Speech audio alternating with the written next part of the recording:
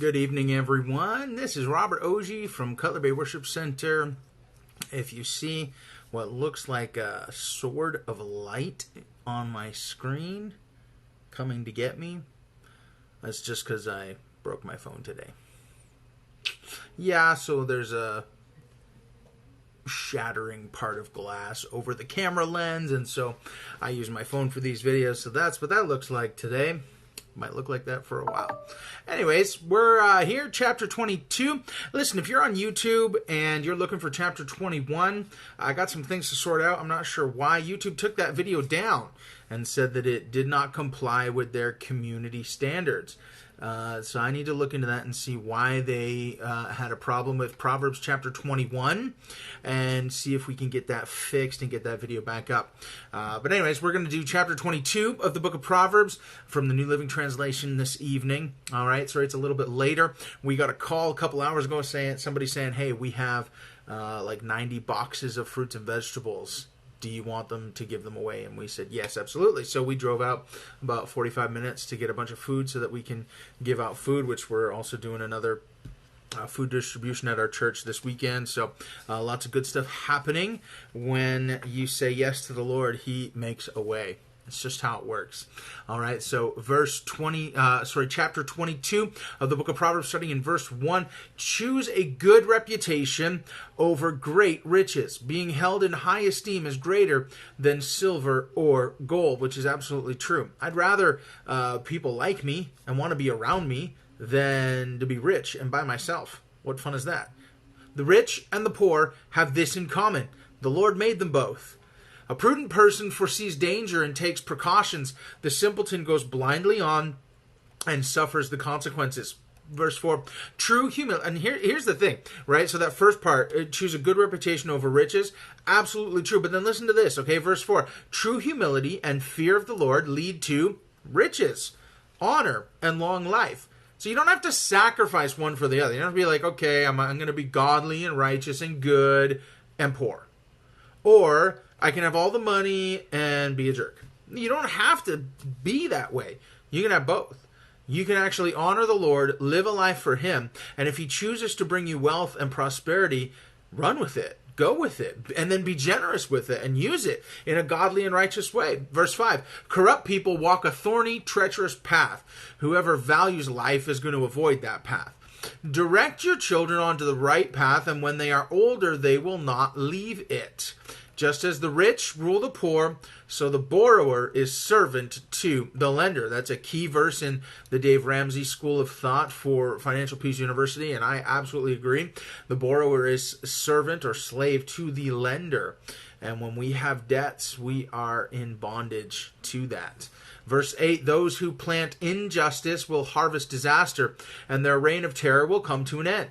Blessed are those who are generous, because they feed the poor. Throw out the mocker, and fighting goes. Quarrels and insults will disappear. Whoever loves a pure heart and gracious speech will have the king as a friend. The Lord preserves those with knowledge, but He ruins the plans of the treacherous. The lazy person claims, there's a lion out there. If I go outside, I might be killed. The mouth of an immoral woman is a dangerous trap. Those who make the Lord angry will fall into it. A youngster's heart is filled with foolishness, but discipline will drive it away.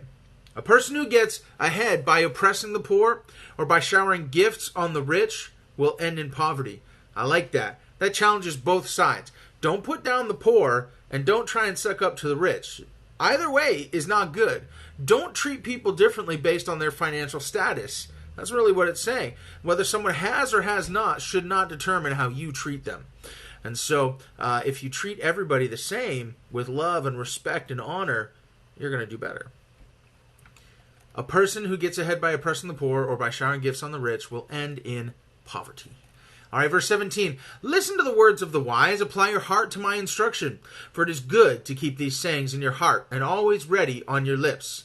I am teaching you today, yes, you, so you will trust in the Lord. I love that that is the foundation of what He's teaching, that we will trust in the Lord. All of the wisdom in the world is great. All of the knowledge and understanding of the world is great. But if it doesn't lead us to trust in the Lord, then it hasn't led us properly. Because earthly human wisdom, earthly human understanding is fine, but without the fear of the Lord, without the honor of the Lord, without loving God, it really doesn't mean so much. I've written 30 sayings for you. This is verse 20. Filled with advice and knowledge. In this way you may know the truth, and take an accurate report to those who sent you.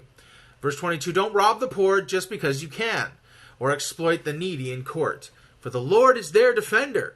He will ruin anyone who ruins them. Don't befriend angry people or associate with hot-tempered people, or you will learn to be like them and you endanger your soul. Don't agree to guarantee another person's debt or put up security for someone else. If you can't pay it, even your bed will be snatched from under you, and then you're sleeping on the floor. I added that part. Verse 28, don't cheat your neighbor by moving the ancient boundary lines set up by previous generations. Do you see any truly competent workers? They're going to end up serving kings rather than working for ordinary people. So, I mean, those few verses right there, verse 22 to 29, really sum up a lot of those main themes we've been seeing. Don't rob the poor just because you can. There is talking about, treating people rightly, whether they have money or not. Don't befriend angry people. Who are you associating with? Who are you hanging around with? Who are you letting influence you? Don't agree to guarantee another person's debt or put up security for anyone else. Financial wisdom, solid thinking. And then don't cheat your neighbor by moving the ancient boundary markers. This is that same thing of like God detests a uneven scale. God wants us to work with integrity, to live with integrity. And then do you see any competent workers having a good work ethic? You'll end up serving kings rather than serving ordinary people. It's a lot of those themes that we've been reading through these chapters so far that he just kind of summarizes right there.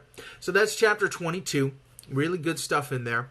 And we're going to read chapter 23 tomorrow. And I'm going to try and figure out why chapter 21 got taken down and see if we can't get that fixed. But I hope you have a great night. And